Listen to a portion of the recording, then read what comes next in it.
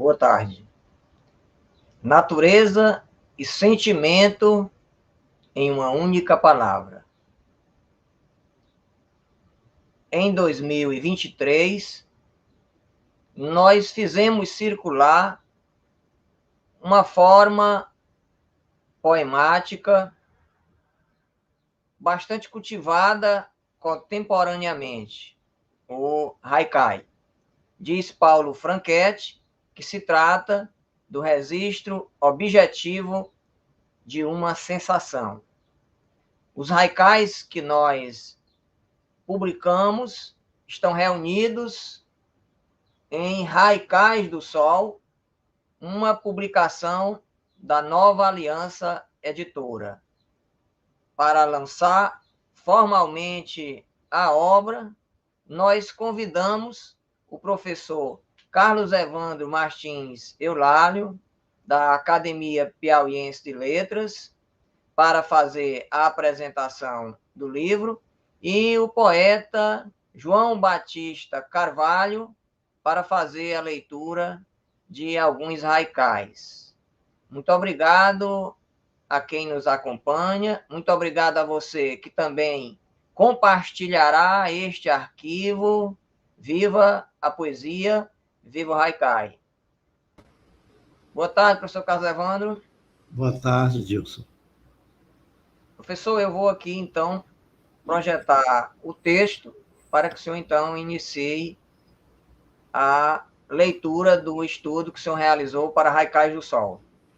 Muito bem. Eu, inicialmente, quero agradecer o seu convite e cumprimentar o professor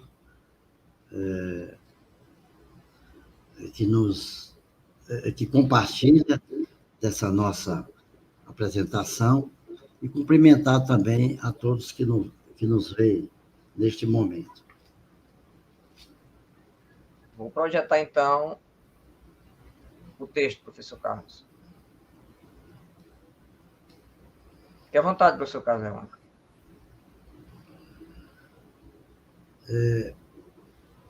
Eu coloquei o título do ensaio, né?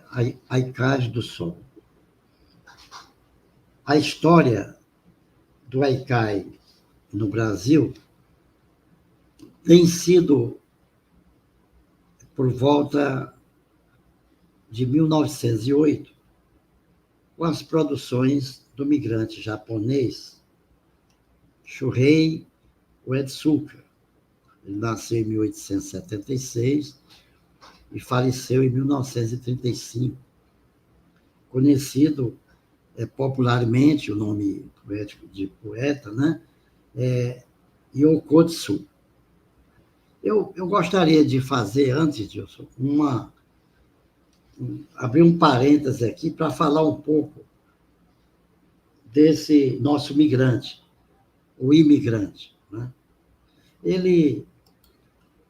Ele aportou aqui no Brasil no navio Kasato Maru. Bom, Maru é o nome do vapor que trouxe a primeira leva de imigrantes japoneses ao Brasil em 1908.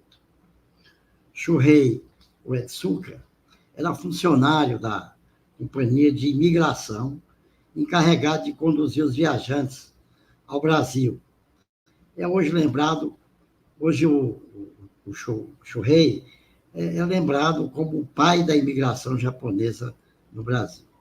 Consta que, durante os 52 dias de viagem do Japão ao Brasil, ele reuniu em torno de si um grupo de 4 ou 5 pessoas, junto às quais praticava o haikai. Quando o navio adentrou o Porto de Santos, a 18 de junho, o Uetsuka escreveu o seguinte haikai, referindo-se à visão das escarpas da Serra do Mar durante o inverno.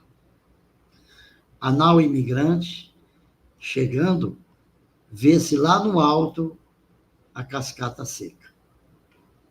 Ela também, à época, esse foi o primeiro haikai que ele escreveu no Brasil, né?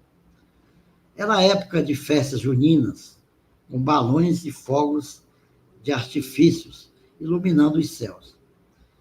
Conforme um observador da época, talvez os imigrantes imaginassem que o povo brasileiro lhes dava as boas-vindas com aqueles foguedos de juninos. Né?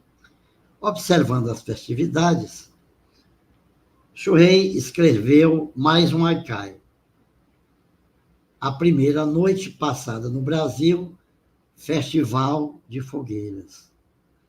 Esses são os primeiros haikais de que se tem registro escritos no Brasil. Mas ainda que a história dos imigrantes tenha sido inaugurada sob o auspício de um haicaísta, pelos 18 anos seguintes não se tem muitas notícias de atividades poéticas. Bom, mas é importante mencionar que no século XVII, o poeta japonês Matsuo Basho notabilizou-se como um grande mestre de haikai, permanecendo sua poesia como uma fonte de inspiração no Brasil até hoje. O Manuel Bandeira, que seguiu Basho, ele define o haikai como um gênero difícil, não pela forma em si, mas por exigir um pouco daquele milagre da gota de água, que é o da, em sua exiguidade, refletir todo o universo. Um dos pioneiros na tradição de Basho, né, foi Bandeira, e ele compôs alguns haikais que eu vou mencioná-los aqui. Num deles ele diz: 4 horas soaram, levantei-me 9 vezes para ver a lua. Outro haikai. A cigarra ouvi. Nada revela em seu canto que ela vai morrer.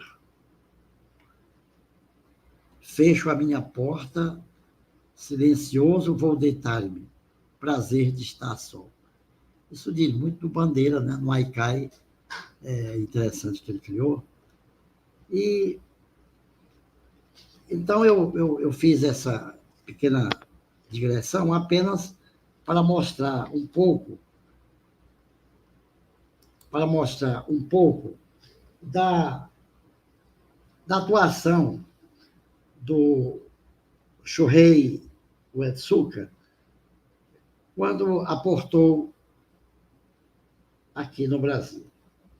Bom, agora, posteriormente, em 1919, é Afrânio Peixoto, o primeiro escritor brasileiro a divulgar o haikai em nosso meio.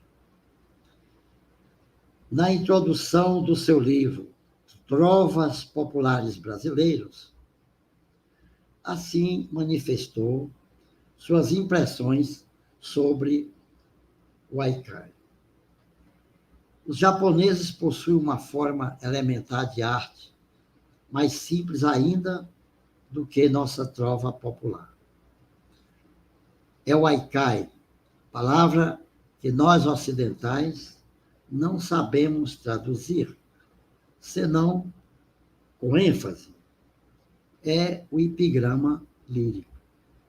São tercetos breves, versos de 7 e 5 pés, ao todo 17 sílabas. Nesses moldes vazam, entretanto, emoções, comparações, sugestões, suspiros, desejos, sonhos de encanto intraduzível. São as palavras aí de Afrânio Peixoto. Né? Nesse mesmo ano, Afrânio Peixoto publicou 5 haikais, comparando a trova brasileira com o haikai japonês.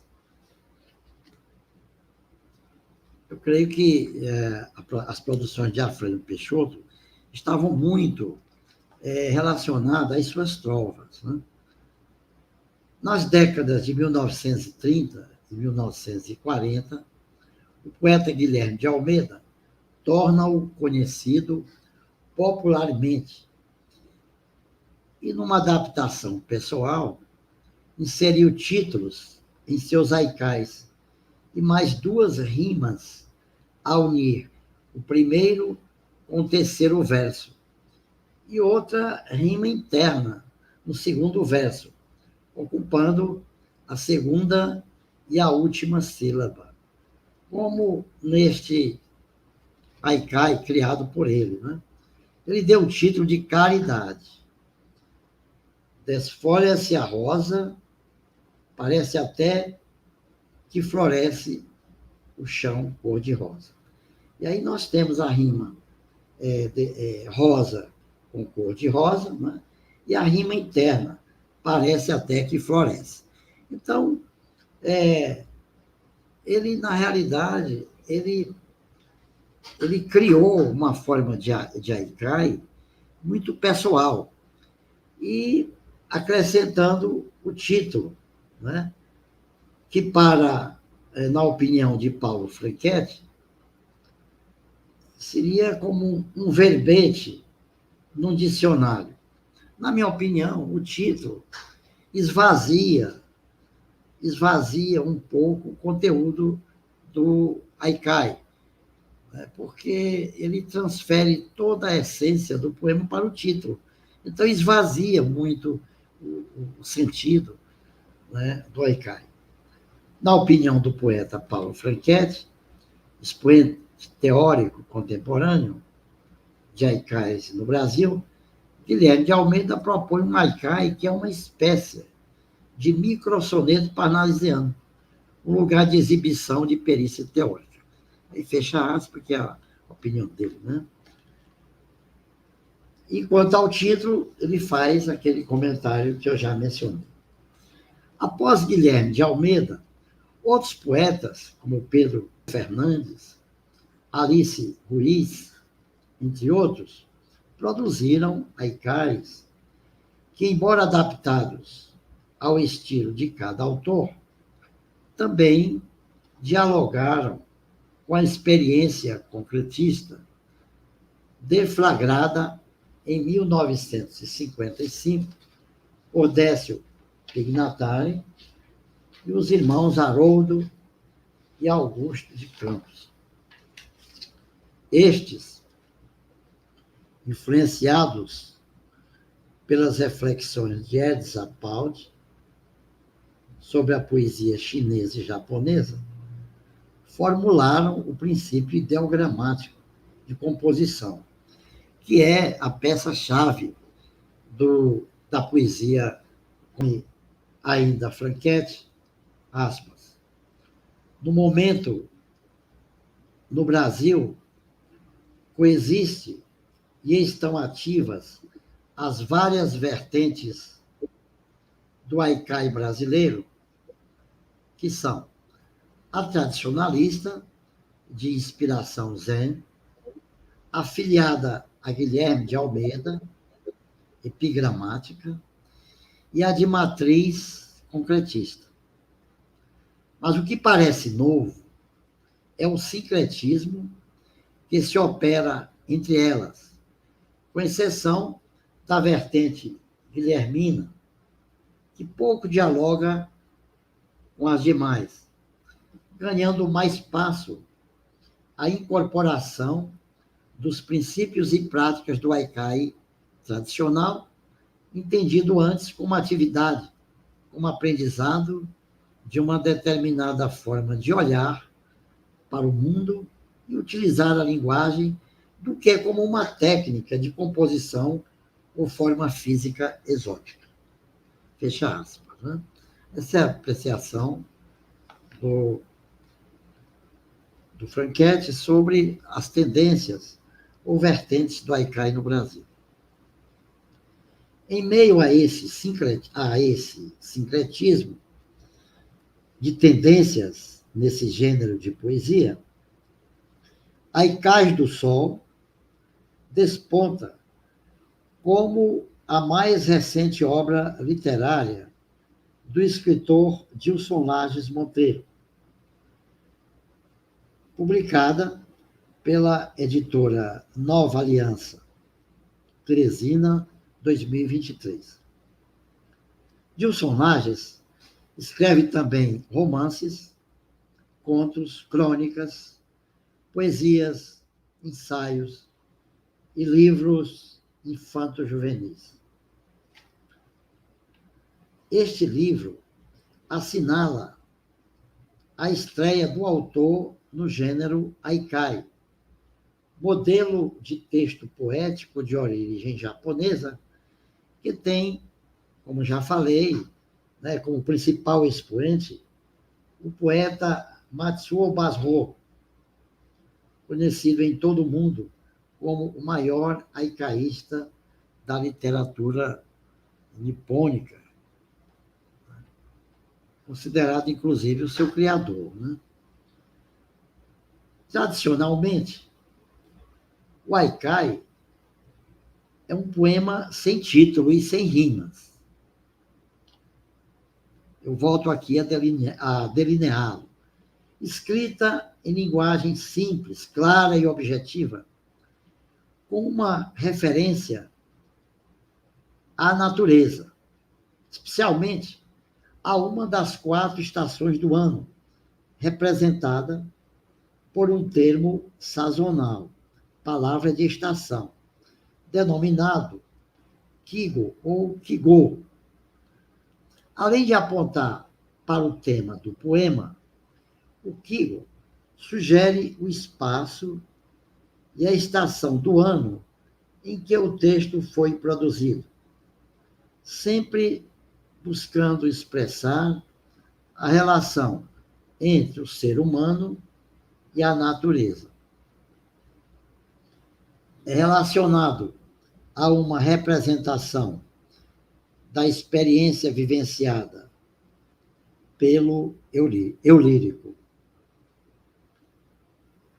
Os mais ortodoxos haicaístas não concebem o haikai sem essa palavra de estação.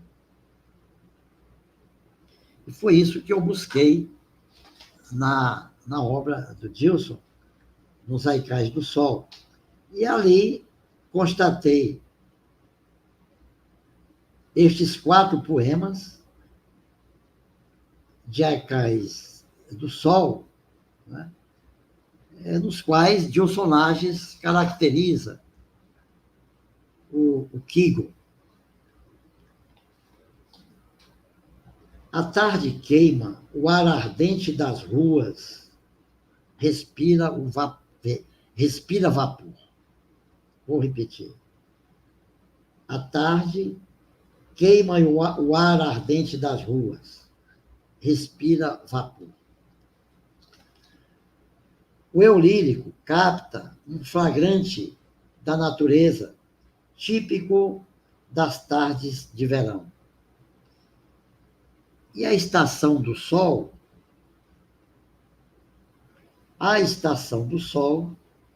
e o materializa nesse haikai. Então, o eu lírico, ele capa um flagrante da natureza, que é típico das tardes de verão. A estação do sol e o materializa neste haikai. Seguinte. Sereno de maio desmoronou na telha de gota em gota.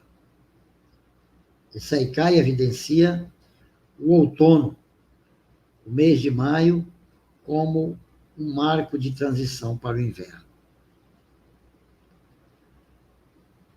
O frio da tristeza da coruja com frio calou a noite.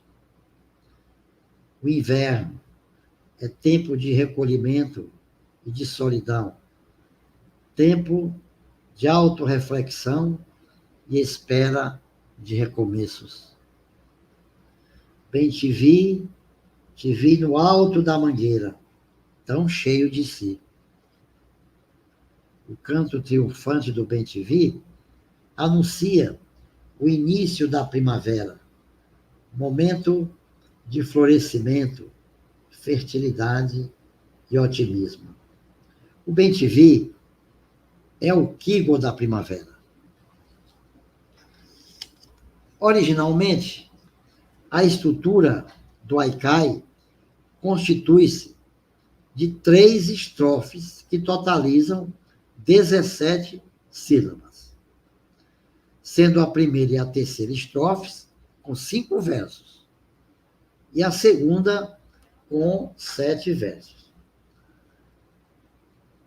Eu falo isso a propósito de que, no Brasil, equivocadamente, muitos associam o haikai a qualquer poema curto de 3 versos, chegando a confundi-lo com o epigrama.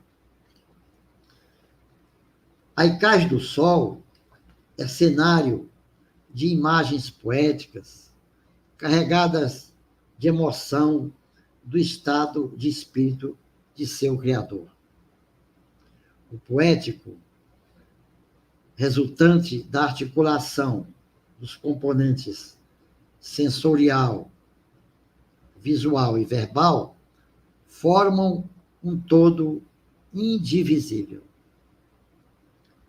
Eis alguns exemplos de haikais nessa linha, criados por Dilson. Uru, rururu, corujas tristes, tristes, valsas na noite.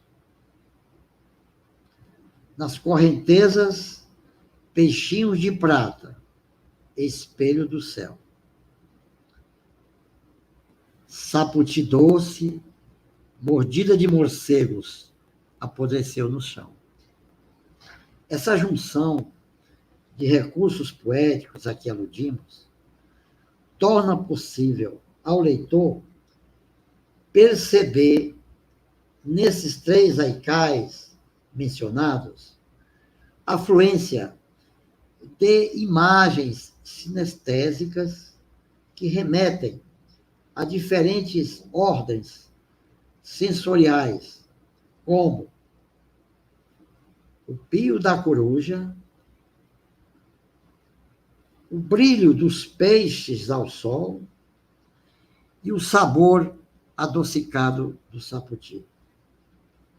Edsa Pound, na obra ABC da Literatura, afirma que o poema possui em sua organização 3 propriedades: melopeia, fanopeia e logopeia, já conhecido de todos nós, né? A melopeia diz respeito à sonoridade do poema, a fanopeia ao seu aspecto visual, e a logopeia, a parte reflexiva da composição. Nos haikais de Dilson Lages, podemos encontrar esses 3 elementos num só texto. Toque, toque do machado, quebradeiras de babaçu, coco no cofo. Nesse haikai, o eu lírico resgata uma cena que nos remete à atividade das mulheres quebradeiras de coco babaçu, existente nas regiões camponesas do Maranhão, Piauí, Pará e Tocantins. A sonoridade onomatopaica do primeiro verso e a aliteração do terceiro leva-nos a refletir sobre a difícil e rude atividade dessas mulheres que lutam no dia a dia pela sobrevivência. Na obra Haikais do Sol, Dilson Lages reúne haikais no estilo tradicional, o clássico, com temática variada: o amor, a solidão, a saudade, isto é, sentimento de separação, reminiscências da infância, entre outros temas. Todo livro é um canto à natureza, focado essencialmente na musicalidade poética. Em suas páginas, o eu lírico celebra o encanto da fauna e da flora piauiense, numa linguagem sensorial e imagística.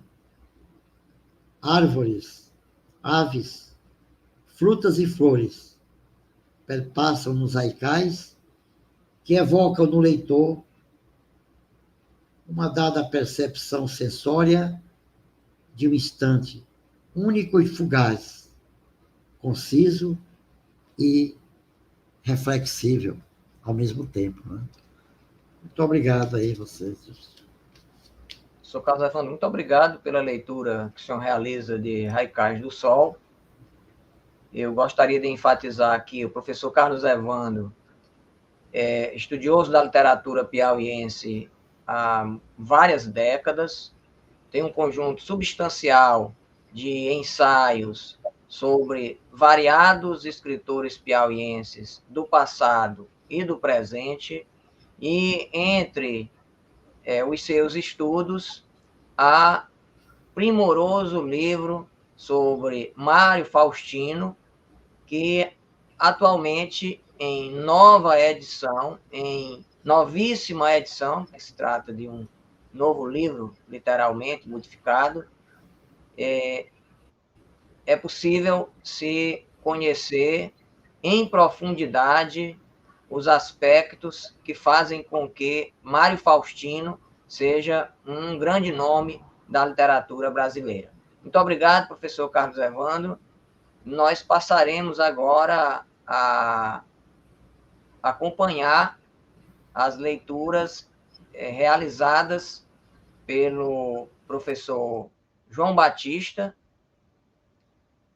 O professor João Batista vai realizar a leitura de alguns haikais.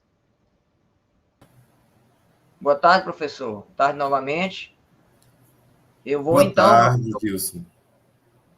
Eu vou então projetar aqui o livro para que o amigo possa fazer a leitura com a projeção do haikai em tela.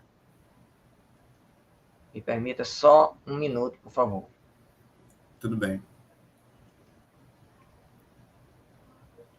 Nós vamos... O professor João Batista me pediu que nós começássemos aqui pelo haikai que está na página 57. E nós vamos então aí na página 57. Na sequência, em seguida eu obedeço a sequência que me foi encaminhada. Correto, professor? Tudo bem, tudo bem. Fique à vontade, professor. Muito obrigado, Dilson Lages. Muito obrigado, professor Carlos Evandro, pela aula que nos deu, já nos deixando bem a par, né? Tanto a todas as pessoas que estão nos acompanhando, né? E de uma teoria da forma do haikai, muito bem explanada pelo professor, trazendo aí um percurso da presença do haikai desde a chegada dos primeiros japoneses em nosso país, e finalizando com uma leitura em cursiva com alguns dos haikais do livro Haikais do Sol, do nosso irmão aqui, Dilson Lages, poeta piauiense, não só poeta, como escritor de diversas facetas, que vem desenvolvendo uma literatura em diferentes gêneros textuais, diferentes frentes também, ajuda a divulgar a literatura feita no Piauí, né, com portais, com canais como esse. Então, Dilson, é uma honra para mim estar participando desse bate-papo. E, então, o haikai que eu inicialmente gostaria de ler e depois fazer um pequeno comentário é esse, né? Em que a forma concisa do haikai está nítida, né? E ao mesmo tempo trazendo essa questão da melopeia que a gente sente entre o primeiro e o segundo verso, né? A gente vê que a palavra andorinha, né, já carrega dentro dela a outra palavra que vai ser enunciada no haikai, andou. Então, andorinha andou por onde ninguém sabe. Olha só, este haikai particularmente me encantou e nos põe diante de um mistério que se forma a partir da certeza do que se vê, a andorinha, que instantaneamente é desestabilizada pela incerteza do que não se vê, os lugares por onde andou esta andorinha.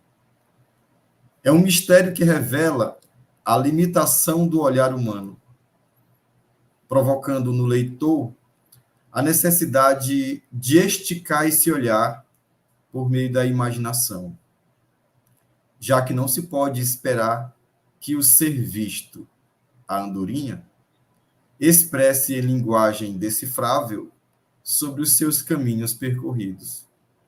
Nem mesmo se espera que este pássaro compreenda que haja no olhar humano uma angústia por não saber o percurso feito por tal ave,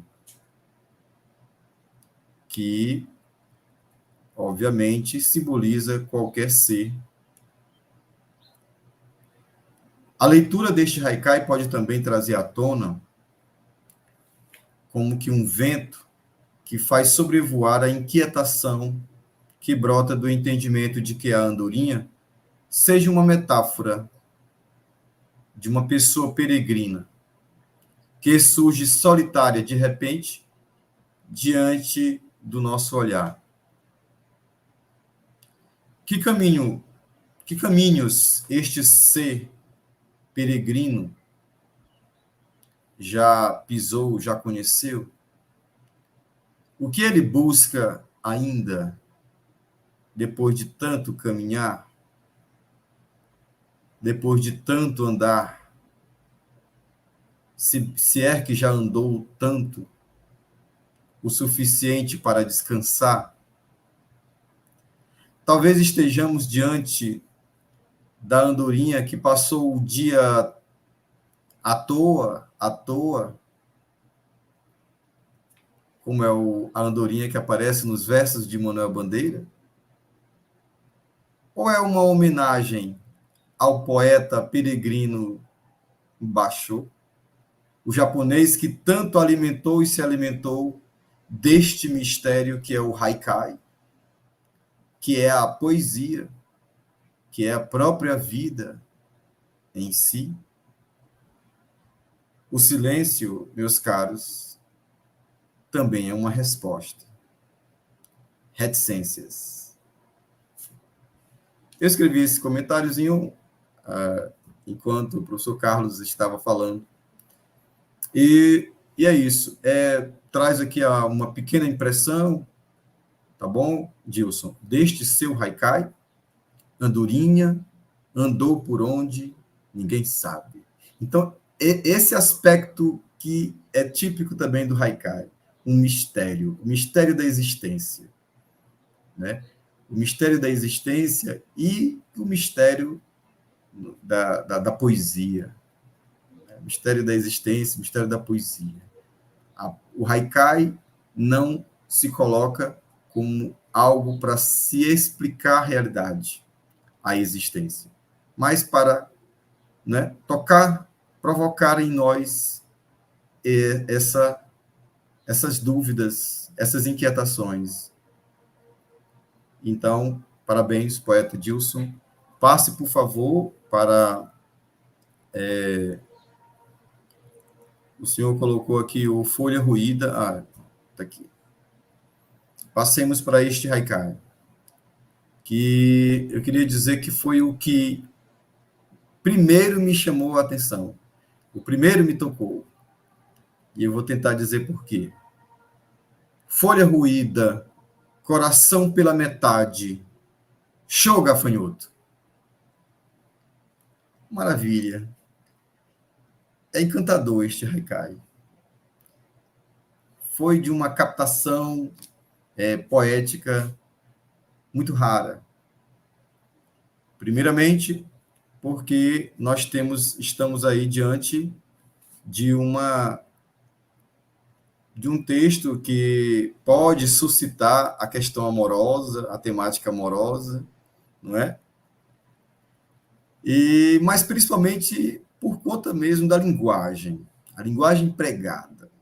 Como bem o professor Carlos Evandro anteriormente falou, né? A logopeia, a melopeia e a fanopeia está tudo aí. As lições de Ezra Pound, está tudo aí. E muito mais. Está aí também lições de linguagem coloquial, né? De metáfora surpreendente. Nós temos os 2 primeiros versos, eles surgem como num formato de enumeração, mas isso até parece contraditório na forma tão pequena do haikai se fazer enumerações, mas é isso. Mas é uma enumeração que se conecta, esses 2 primeiros versos, folha ruída, coração pela metade, se conectam semanticamente pela força da metáfora de que eles representam, de que eles são. Né? O coração pela metade é uma folha ruída. E, nesse sentido, há uma expressa sensação de desconforto que no universo poético busca se afugentar a partir da expressividade, da força que tem o terceiro verso, que se constitui também por uma bela e surpreendente metáfora, acompanhada da conhecida e cotidiana interjeição show, muito usada, né, para a gente espantar, afugentar, exorcizar aquilo que está nos incomodando, que está nos deixando desconfortáveis. Principalmente, né, isso deve ser feito por meio de uma exclamação. Show, gafanhoto!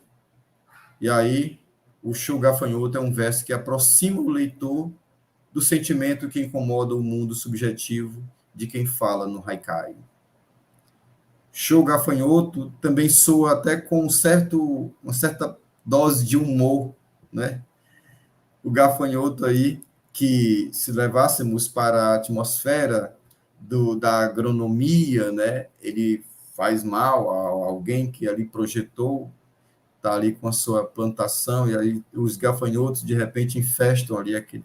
Então, o gafanhoto vem aí como um elemento negativo, um elemento que não está fazendo bem a este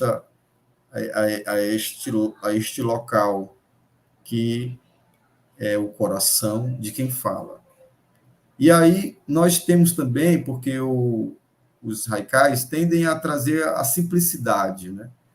E coisa mais simples do que uma folha, né? Que aí, no caso, é uma metonímia de toda a natureza. Não existe coisa mais simples do que a natureza. E é a partir deste diálogo com a natureza e com o universo subjetivo do poeta que a gente vai encontrar aí, então, essa beleza da folha, então, sendo uma folha ruída por um gafanhoto. E aí é o coração que está pela metade. É um coração que está arruinado, né? Então, Dilson Lages, quando eu li esse haikai seu, eu queria estampá-lo, e eu vou ainda escrever alguma coisa sobre ele, sobre o seu livro, e certamente ele será o primeiro a ser citado, porque pela força, pela beleza, pela temática que atrai, porque é difícil, com poucas palavras, se dizer tanta coisa, né? E por isso é que o professor Carlos Evandro advertiu, né, que é necessário a gente tomar cuidado, e não é só porque está escrito em 3 versos que é um haikai. É preciso ter toda uma força, né? É preciso ter toda uma linguagem muito bem empregada, é preciso essa inspiração que provém da natureza, né? Essa relação com a natureza, essa simplicidade na linguagem. Então, passando adiante, o Gilson, eu vou ler o poema que também, tematicamente, vai se aproximar do Show Gafanhoto, que é o Haikai, Nome das Coisas. Desde que te descobri, nada mais sei. O que temos aí? Uma bela de uma declaração de afeição. Não vou falar de amor para não também dizer que está explicitamente colocado no Haikai que se fala de amor. Porque esse ti, essa segunda pessoa a quem se direciona o Haikai, a voz do haikaísta, a voz do poeta, é um ser que pode ser gente ou não. Pode ser um ser, qualquer ser. Pode ser qualquer ser que, de repente, passa a ocupar toda a atenção deste ser que fala. Tanto que explode por uma hipérbole, né? A hipérbole também não está explícita, é preciso a interpretação dos outros versos, de que quem fala não sabe sequer mais o nome das coisas, não é? Porque só tem olhos, só tem atenção, só tem o olhar, sentimento para este ser que agora é descoberto. E esse descobrir, não é o verbo primordial aí, fundamental para se entender que há algo que se revelou para o poeta, para a voz que fala no poeta. Por favor, Dilson, passa para o próximo. Não é esse, não. Isso. Exatamente. Lavadeiras no Rio. Eu vou querer ler esse aqui e o outro que o professor Carlos Evandro também leu, que é o do Toque-Toque no Machado, tá bom? Então, vamos ler primeiramente esse e eu faço um comentário dos dois ao mesmo tempo. Lavadeiras no Rio batem lençóis encardidos e espumas desfeitas. Lavadeiras no Rio batem lençóis encardidos e espumas desfeitas. Por favor, passe lá para o Toque-Toque do Machado.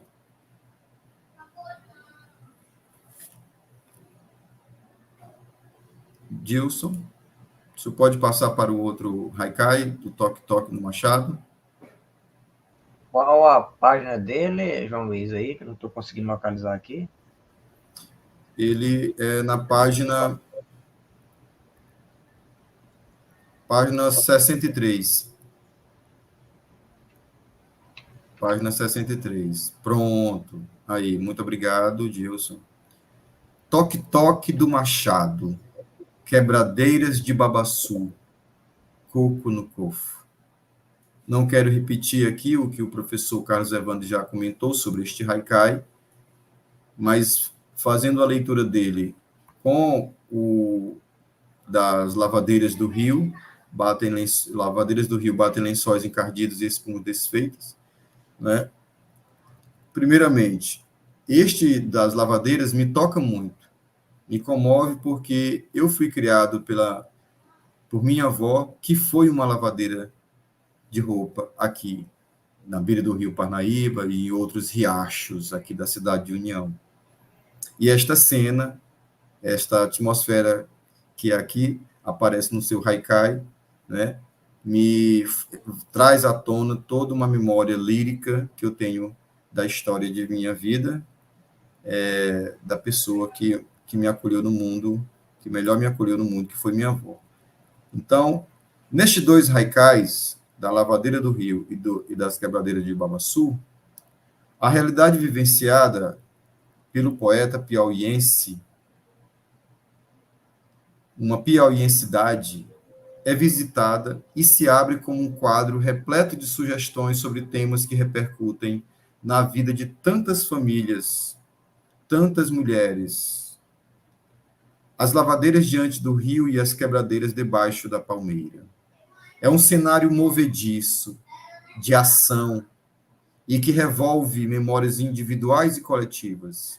A sonoridade da roupa batida na pedra da beira do rio dialoga com o toque-toque do coco sendo quebrado debaixo da palmeira de babaçu.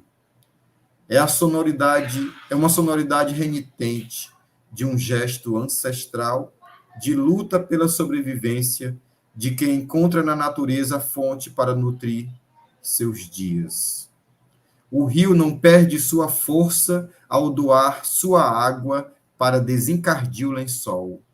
A palmeira não fica menos palmeira ao doar seus frutos para a fome do corpo de tantas famílias. Assim, estes dois haikais, com a devida concisão que é comum a todo bom haikai, consegue ativar no leitor memórias líricas do percurso de coletividades que foram construindo e ainda constroem estratégias de resistir às diferentes formas de exclusão social que, infelizmente, ainda se percebe na realidade da sociedade brasileira. Então, esses dois haikais, Dilson, eu quero parar até por aqui, porque já comentei 5, né? Com esses dois, eu quero parar aqui, mas quero frisar, né, que embora o haikai normalmente, né, não vem trazer a temática social assim, né, como uma das suas principais temáticas, mas é inevitável. Os haikais do teu livro, nos coloca diante da realidade piauiense e principalmente se colocando a partir de um olhar dos menos favorecidos, das pessoas que tiveram uma vivência rural. Você fala de jaçanã, você fala de algumas frutas, né? Fala de alguns pássaros, fala de cenas, traz cenas para a gente que nos põe a nos questionar, nos inquietar, a problematizar essa realidade apresentada. Porque a sutileza que apresenta os teus haikais é uma sutileza que vai nos também fazendo encontrar nuances de questionamentos sociais. Então, esta questão social, ambiental, que é algo muito caro para os nossos dias e que vem se perdendo. Como é que tem vivido as lavadeiras de roupa, as quebradeiras de coco? Né? O que eu quis dizer naquele comentário foi que elas se utilizam da natureza sem ofender a natureza. Né? O coco no cofo é um pequeno prêmio que elas conseguem arrancar do dia a dia e que, infelizmente, poderia tudo isso se transformar em melhores condições de vida para elas se isso fosse politicamente melhor trabalhado. Então, a temática, o homem político, o homem social, o homem ambiental, né? O homem em relação com o ambiente, está tudo aí nos seus haikais, com muita sutileza, com muita maestria, a linguagem muito bem organizada, colocando somente palavras que vão fisgar o leitor para memórias, para reflexões, ou para simplesmente sentir a beleza, né, ecoando dos seus versos. Parabéns, Dilson. Obrigado pelo espaço, tá bom? Quero agradecer a João Batista de Carvalho e enfatizar que o João Batista também é poeta. E eu quero aproveitar o momento aqui, João, para pedir que você nos apresente a mais recente publicação sua, ou individual, ou em coletâneas, a sua mais recente publicação, João. Está aí próximo de você? Deixa eu ver aqui. Só um instante, né? Eu posso falar aqui que as minhas últimas publicações não foram individuais, foram coletivas. desde a organização do livro Poetas do Estanhado, que é uma coletânea que eu organizei aqui com 21 poetas da cidade de União, foi em 2021, em plena pandemia. Aí, em 2022, eu participei de uma série de coletâneas, dentre elas a coletânea O Rio, organizada pelo Adriano Lobão e Ciné Santos, que são uma coletânea só de poemas sobre o Parnaíba, e também por uma coletânea do grupo Prelúdio, que foi uma coletânea de prosas para o Piauí em prosa, e a outra Poemas para o Piauí, também foi em 2022. E, no momento, são as que eu lembro, tá bom? Mas a gente está sempre aí na ativa e já estou organizando um outro livro aqui, que inclusive foi contemplado pela Lei Paulo Gustavo, que é uma coletânea de prosa curta, de autores também só de unionenses, tá bom? Esse está previsto para ser lançado esse ano. O nome do livro é Estânia, né? É uma brincadeira aí com a palavra estanhado, né? Que é o nosso nome de origem aqui da cidade.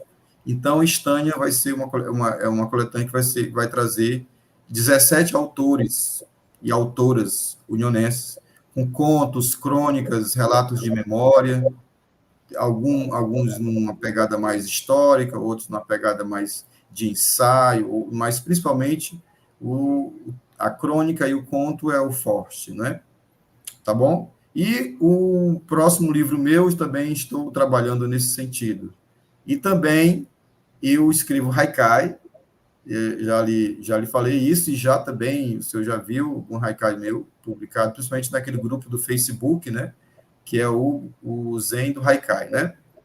Aquele grupo eu já publiquei alguns, publico no Instagram. E o meu terceiro livro de poemas, porque eu só publiquei individualmente um livro de poemas. Eu tô me cobrando, eu estou devendo, né? Muitas participações em obras coletivas, mas individual eu estou devendo. Mas a segunda já está encaminhada, e a terceira, o meu projeto é de ser também um livro somente de haikais. E nessa perspectiva mesmo, trazendo, assim como você, essas memórias líricas, né? O que é muito difícil a gente, né, colocar nessa estrutura de 3 versos, mas que com um exercício que a gente tem que fazer, porque escrever haikai não é fácil, né? É um exercício e que o menos é mais. E é isso. Quero reforçar o meu agradecimento a você e ao professor Carlos Evandro Martins Eulálio, que além de viverem a poesia, são também estudiosos da literatura e grandes divulgadores de nossas letras. Meu muito obrigado ao muito estimado professor Carlos Evandro Martins Eulálio, meu muito obrigado a João Batista de Carvalho. Eu quero, Gilson, Ou não, professor? eu poderia falar, eu quero parabenizar o professor José Batista de Carvalho João, pela excelente interpretação de seus haikais, né? E dizer-lhe que aguardo a publicação de seus livros, né? Para eu fazer uma leitura de seus livros. Eu fiquei aí, de fato, ele está de parabéns na forma como ele interpretou os seus textos. É só isso que eu queria acrescentar. Muito obrigado, professor Carlos Evandro. eu agradeço, professor Carlos Evandro, e certamente, quando vier a publicar o meu próximo livro, estarei encaminhando um exemplar para o senhor apreciar, tá bom? Eu respeito bastante a sua atividade como crítico, como intelectual que se volta a estudar autores, como é o caso de Mário Faustino, que eu tenho a sua obra, que faz uma leitura da poesia de Mário Faustino, e é uma das que eu sempre recomendo, tá bom? Muito obrigado, parabéns também por essa trajetória de produção, principalmente crítica. Muito obrigado a você que destinou uma parte de seu tempo para acompanhar as leituras de professor Carlos Evandro Martins Eulálio, as leituras de João Batista de Carvalho. Quero aqui dizer novamente que Haikais do Sol pode ser adquirido em Teresina, nas livrarias Nova Aliança, São Paulo e Entre Textos, ou a preço promocional com o autor, pela chave de Pix dilsonlages@gmail.com, sendo o endereço da postagem encaminhado para o mesmo e-mail. Muito obrigado a você que nos acompanhou e peço a você que não teve a oportunidade de acompanhar ao vivo estas leituras, que compartilhe este vídeo com outros e outros e outros interessados em poesia. Viva o Haikai!